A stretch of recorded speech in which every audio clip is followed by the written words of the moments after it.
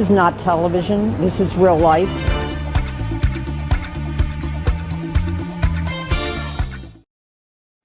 Dejadme que vea yo un poquito por aquí, por encima. A ver, McCoy Paredes pregunta, ¿pero el precio de los alimentos y del trigo no estaba por las nubes? ¿Por qué se quejan de que los precios bajan? No, si los precios siguen subiendo. No, vamos a ver. Vamos a ver, solo un detalle. Los precios están por las nubes en términos históricos, quiere decir, de medias históricas. Porque lo que sí es cierto es que han bajado respecto de los máximos que hubo ayer. Pero cuidado, aquí tienes que distinguir tres cosas. El precio de consumidor, que es un precio que está afectado por el precio de la materia prima, pero por un montón de precios más de la cadena logística y de suministros, que es el que pagamos aquí en el supermercado. El precio de la commodity en los mercados de referencia, el de Erwen, el de Mar Negro, etcétera, que es el supermayorista a escala mundial donde se hace esa distribución del flujo, que no está en los niveles previos a la invasión, pero no está en los mínimos históricos ni muchísimo menos. Y otra cosa que es el problema que le afecta es al productor local.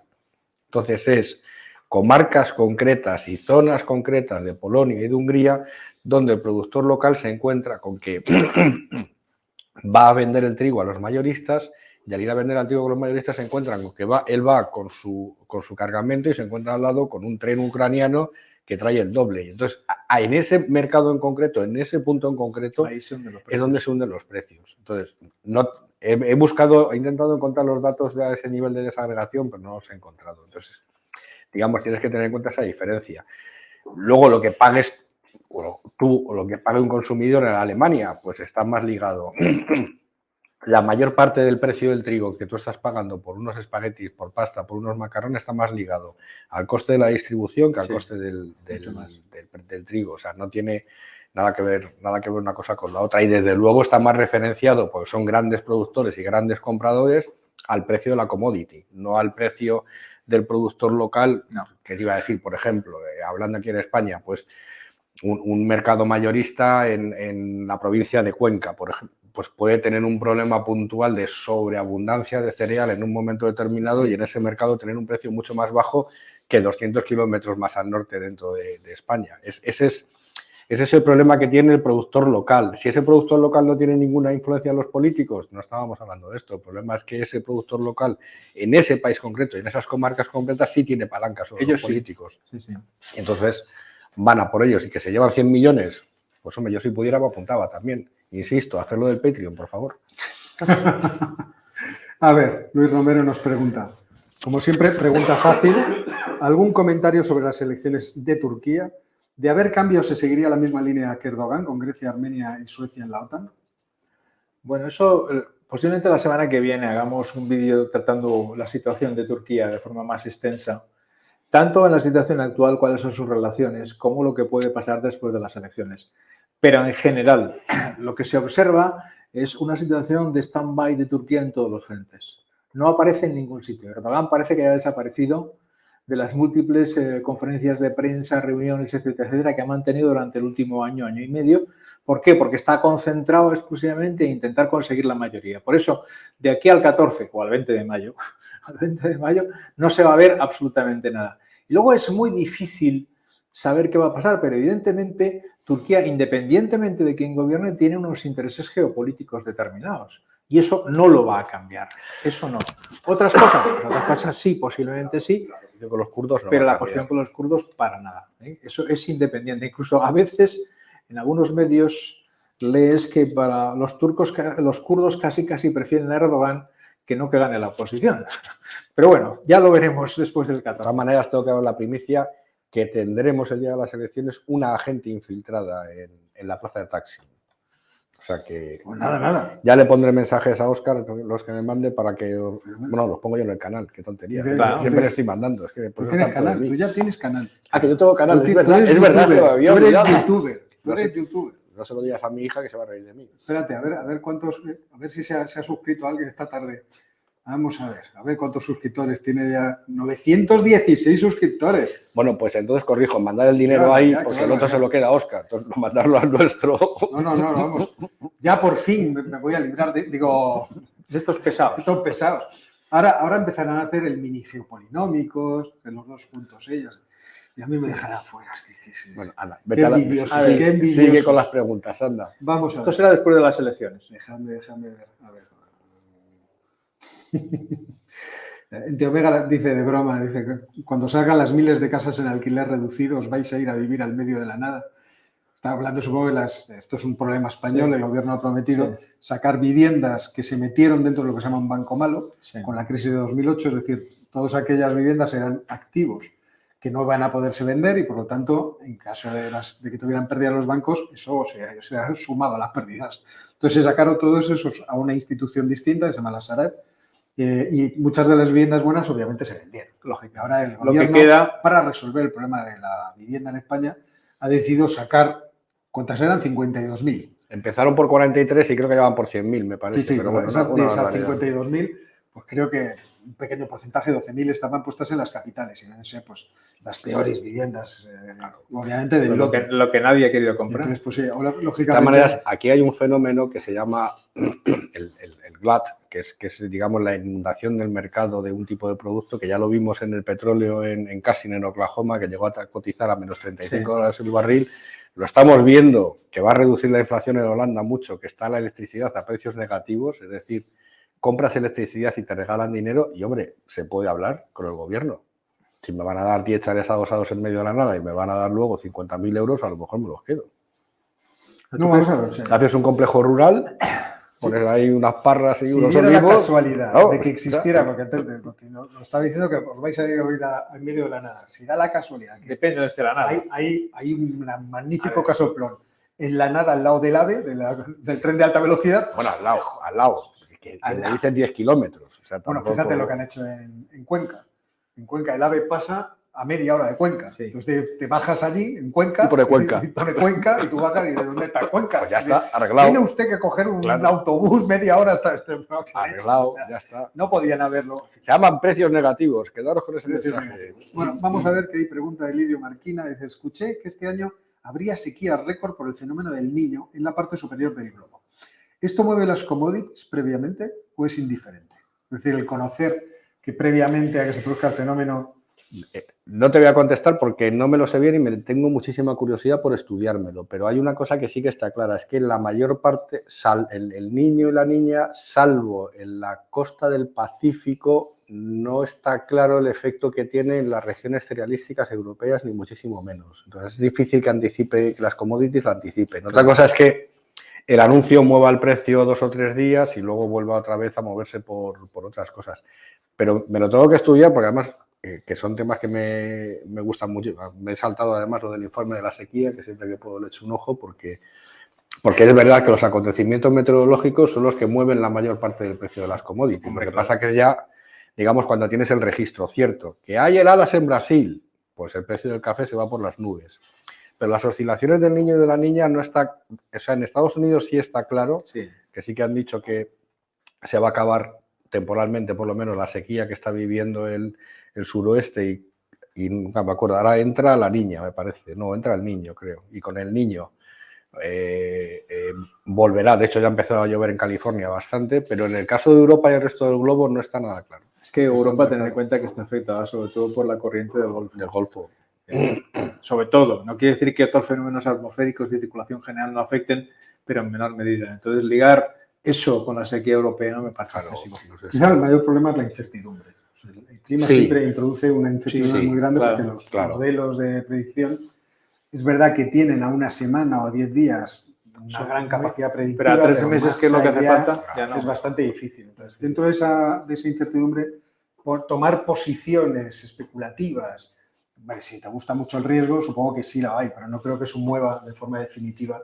Sí hay meteorólogos trabajando en... Sí, pero no creo que muevan los traders. precios a futuro de forma... No. No, Yo creo que no Eso porque me- no hay, como tú dices, no hay para- suficiente lo certidumbre. decía para que lo supieran. Digo, de o los sea, que sí que resultados. tienen equipos de meteorólogos trabajando para ver, pero es más, digamos, a lo que dice Óscar, a 10 días y si hay Y de capacidad... forma local. Y de forma local, es muy local. De forma muy local sí que muy puedes local. acertar y entonces si tú estás invirtiendo en una zona Claro. local, en un mercado local, a lo mejor, Ten- pero en general Tener en cuenta que los precios de referencia están distribuido geográficamente. Entonces no es lo mismo el precio del trigo en Rouen que el precio del trigo en Argentina, que son dos precios de referencia mundiales. Entonces, bueno, ahí sí que puedes tener. Pero siempre lo que dice Jorge y lo que dice Óscar, siempre es a 10 días y sobre cosas muy locales. Sí. ¿No? Con este grado de relación no sé. Es que el clima lo carga el diablo, es una cosa. A ver, Cristian Orellana tiene la siguiente curiosidad. ¿Qué decís de las declaraciones de Borrell acerca de Europa y de China? Parece que acabada la amenaza rusa, Europa va a dejar solo a Estados Unidos en un futuro conflicto con China. Vamos, declaraciones de hoy, no sé si te refieres a estas. Borrell y von der Leyen están insistiendo en que si China quiere buenas relaciones con la Unión Europea, debe frenar a China. A Putin.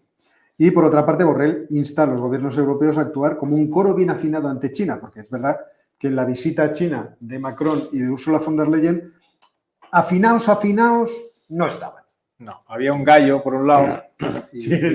Sobre todo, recordar que Borrell trabaja para Úrsula. Entonces, o sea, quien tiene que afinar es el gallo. Y yo también, que ya tengo Los gallos hay que reducirlos todos, por si acaso.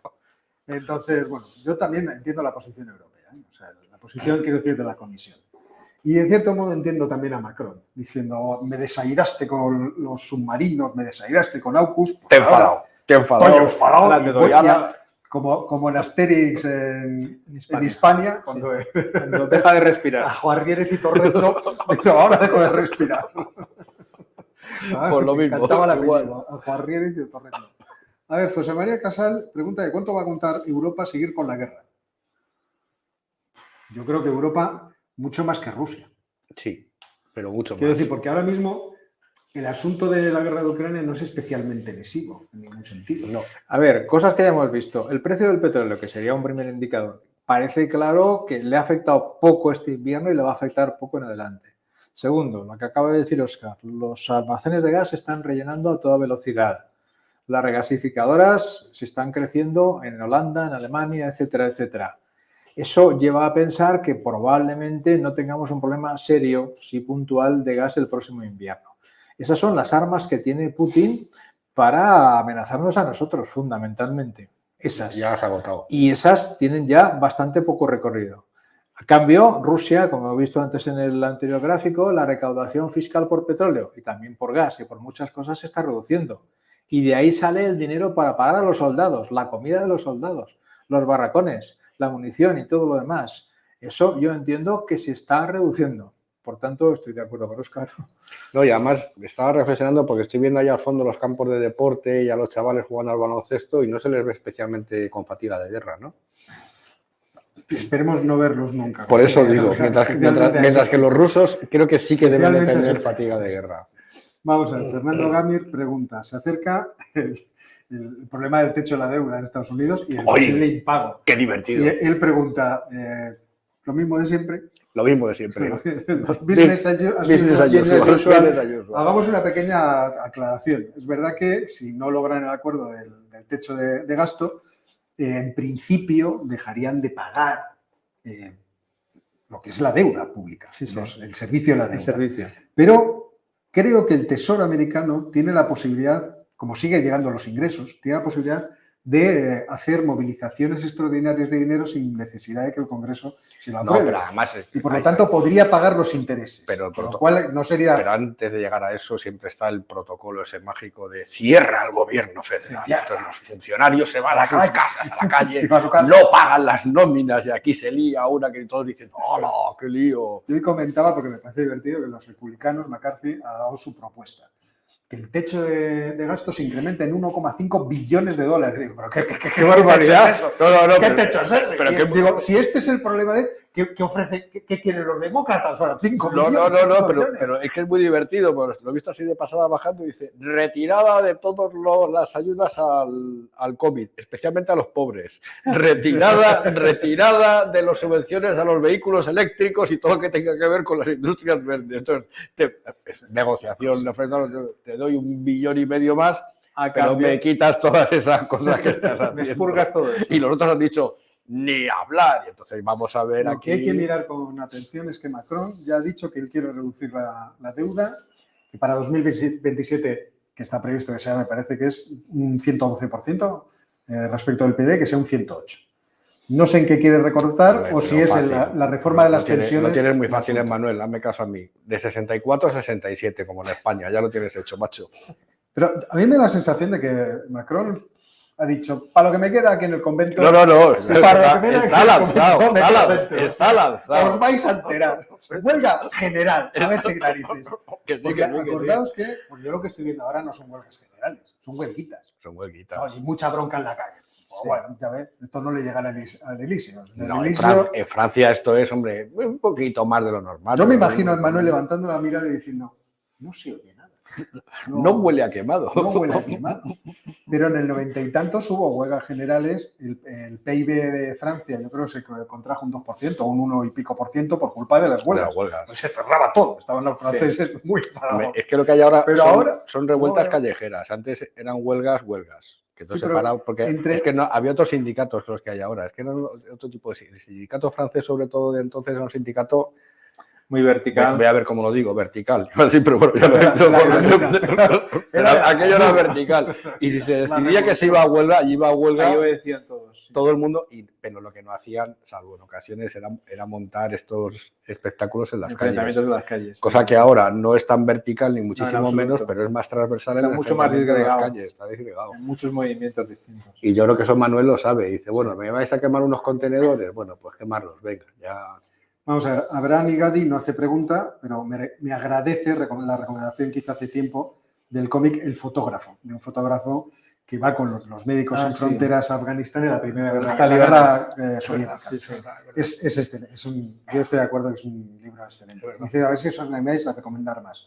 Si no conoces a Joe Sacco, con 2 Cs, Joe Sacco tiene cómics dibujados. El dibujo puede no gustar, porque tiene una estética que es un poco agresiva, me parece a mí. Pero tiene, por ejemplo, algunos sobre la guerra de Kosovo y sobre los Balcanes que son interesantísimos. Creo que también sobre Palestina, interesantísimos. Eso queda recomendado porque es una cosa realmente bonita de verse esos cómics.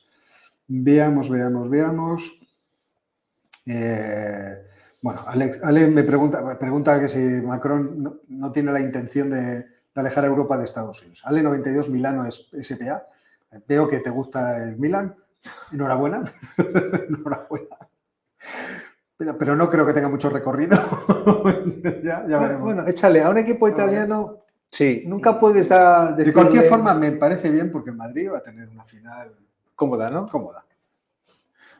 Vamos a ver. Vas a volver a decir otra vez aquello como ganéis la Champions, me sigue sin gustar cómo juegan. ¿No te acuerdas aquella vez que ganasteis en un mismo año ganar la Liga, la Champions? Le digo, Óscar, enhorabuena, y me dice, pero no te creas, no me ha gustado cómo juegan. Digo, mira, es que le doy. Ahora dan muchos pases, muchos toques, parece el Barça. Es una cosa, fíjate el otro día. Siguiente pregunta. 60 y tantos toques. Venga, siguiente pregunta. No es para que digo la de fútbol, de verdad. Vale, a ver, déjame ver. Alex pregunta, ¿por qué el sudeste asiático logró ese desarrollo y no lo hizo Centroamérica? Me lo sé. Pues venga, me lo acabo de leer. El SICA lo está intentando ahora. Está siguiendo el modelo del sudeste asiático. Lo que pasa es que lo está haciendo 40 años más tarde. Entonces, es complicado. Pero estoy leyendo por lo de la tesis de Yitín. Ya me lo imagino. Porque en Latinoamérica sigue un modelo que se llama de desarrollo de sustitución de importaciones, que es mediante combinaciones con grados diversos de cooperación entre sector público y privado, sustituir las importaciones que venían del extranjero, léase países desarrollados, por producción local, mientras que todos los países del sureste asiático y Asia-Pacífico siguieron el modelo de Japón. El modelo de Japón lo imitó Corea, lo imitó Taiwán y luego bajó hasta abajo, y siguieron un modelo que se llama de desarrollo orientado a las exportaciones. Entonces se especializaron en exportar a las economías avanzadas productos reelaborados bastante más baratos. Entonces, eso al principio es mucho más costoso en términos de crecimiento, el modelo de exportaciones, que el modelo de sustitución de importaciones, pero a la larga son décadas. Al final, lo que se ha demostrado es que produce mucho mejores resultados. Y es lo que está tratando de hacer ahora con el SICA y buena parte de Centroamérica, y a ver si conseguís acelerar el proceso de integración, porque la situación geográfica es envidiable. Hay que comentar un poco es el SICA, ¿no? El SICA es el Sistema de Integración Centroamericano, centroafricano, porque tengo lo de la Unión Monetaria Centroafricana en la cabeza. Y están ya llevan ya 30 años trabajando y es una especie de embrión, pero es un embrión de algo que podría ser en un futuro, no voy a decir una unión económica, pero sí, probablemente sí que lleguen a una unión arancelaria Sí, y a un muy mercado probable que común. sí. Pero tienen esa vocación exportadora por Pero tiene un mercado. la situación geográfica tan excepcional que tienen, y es que es la comunicación natural comercial entre la costa oeste y la costa este de Estados Unidos y en algunos casos la comunicación, digamos, alternativa, también relativamente directa entre Europa y China. Entonces sí que es verdad que hay bastante movimiento ahí. Las condiciones son parecidas, lo que pasa es que esto no te pienses que lo decido ahora y en 5 años ya lo tengo hecho, esto son décadas. Entonces esto es, chicos, paciencia. Bueno, yo creo que podemos dejar por hoy Sí. la tertulia en este punto. Muchas gracias, Ángel, por venir en este estado lamentable de voz. Me ha obligado esta mañana, no os hacéis idea con lo que me ha amenazado para tener que venir. Buenas Para hacerme tardes. del Atleti. Me hago del Atleti como no venga, ya verás. ¿Así? No, ¿Hubiera sido capaz? no. Muchas gracias, Jorge. Gracias y buenas tardes. Este fin de semana tenemos proyecto de vídeos. Sí, este fin de semana tendremos un par de vídeos en el otro canal y luego la semana que viene 1 o 2 más.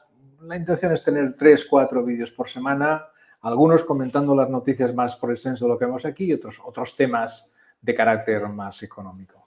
De la Champions no vamos a hablar en ese canal, ¿no? Yo no entiendo. Vale, yo tampoco. Yo os animo a que os hagáis miembros del canal para que podáis estar en el vídeo del domingo. Ya sabéis que hago un repaso de lo que ha ocurrido en la semana y de lo que creo que va a ocurrir en la semana siguiente. Y cuando el Afortunadamente, canal, todavía somos pocos y es una cosa agradable. cuando el canal nuestro, el de Jorge y mío, crezca suficiente, recomendaremos el de Óscar. O sea que no te vamos a dejar, Óscar, no te vamos a dejar. Hay que tener en cuenta que el otro día llegué a 150.000 suscriptores y no sé, me vais a pillar mañana. O sea, voy a subir a un ritmo que te cagas. Hombre, o sea, que esto en 15 días te digo yo que lo tenemos. suscriptores en nada. O sea, unos 1.916 en nada. O sea que estáis muy Lo tenemos que lanzaditos, asimilar, muy lanzaditos. Este fin de semana hay que asimilar. 920 ya. Dios mío. ¿Qué es esto? ¿Qué es esto? Si 4 en un empezamos rato. a regalar sobres de jamón, no he dicho jamones, he dicho sobres de jamón. Sobres No de jamón. no vengáis arriba. Ya, además Solo aroma. siendo Ángel, los sobres de jamón llegarán vacíos. Pero los sobres llegarán. Pondrá jamón. Una cosa terrible. Bueno, pues estad atento a los vídeos. Yo trataré de anunciarlo en mi canal y nos vemos la semana que viene si encuentro la carátula de salida. Hasta luego. Hasta luego.